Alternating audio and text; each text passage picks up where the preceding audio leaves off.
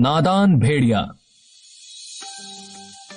एक समय की बात है, एक जंगल में एक लंबे दांत वाला मोटा सा चूहा रहता था, जो चूहों के कबीले का सरदार था।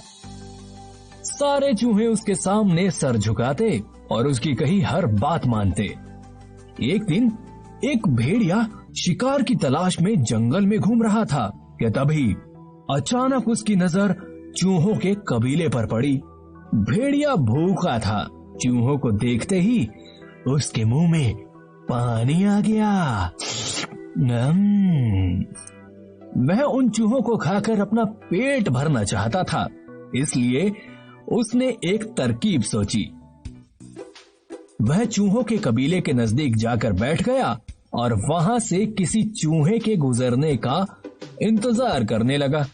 थोड़ी देर बाद उसे एक चूहे के आने की आहट सुनाई दी और वह चूहों का सरदार था।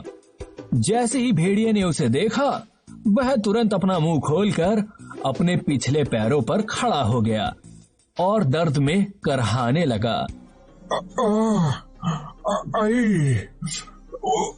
मां।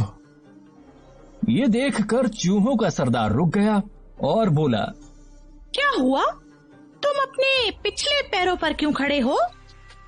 भेड़िए ने जवाब दिया, मेरे सामने वाले पंजों में चोट लगी है, इस वजह से मैं चल नहीं पाता हूँ, इसलिए ऐसे खड़े रहना पड़ता है। फिर चूहों ने भेड़िए के मुंह की तरफ देखकर पूछा, और तुम्हारा मुंह ऐसे क्यों खुला है? भेड़िया बोला, चोट लगने के कारण मैं शिकार भी नहीं कर पाता हूँ।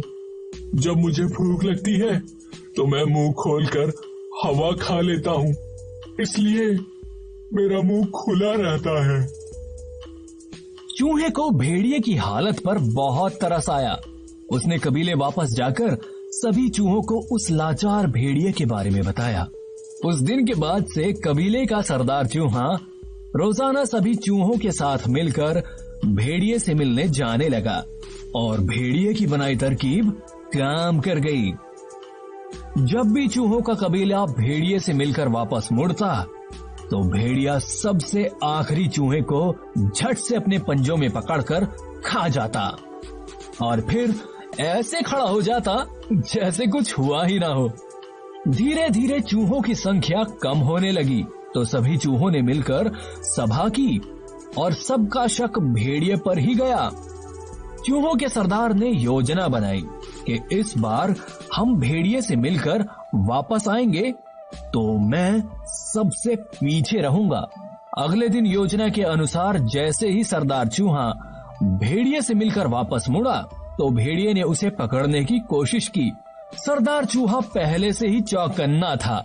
वह भेड़िए के वार से बच गया और बोला, वाह, तुम्हारे पंजे तो एकदम ठीक है और तुम हवा भी नहीं खाते। पर मेरे दोस्त, ये तुम्हारी जिंदगी की आखिरी चाल थी।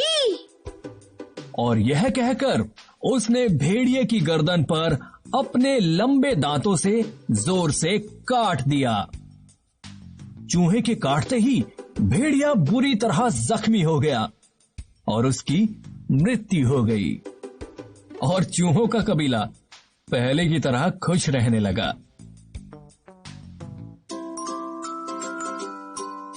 तो दोस्तों, इस कहानी से हमें क्या सीखने को मिलता है? यही कि हमें शैतानी और चालाक इरादे रखने वाले व्यक्ति के शब्दों पर कभी भी यकीन नहीं करना चाहिए।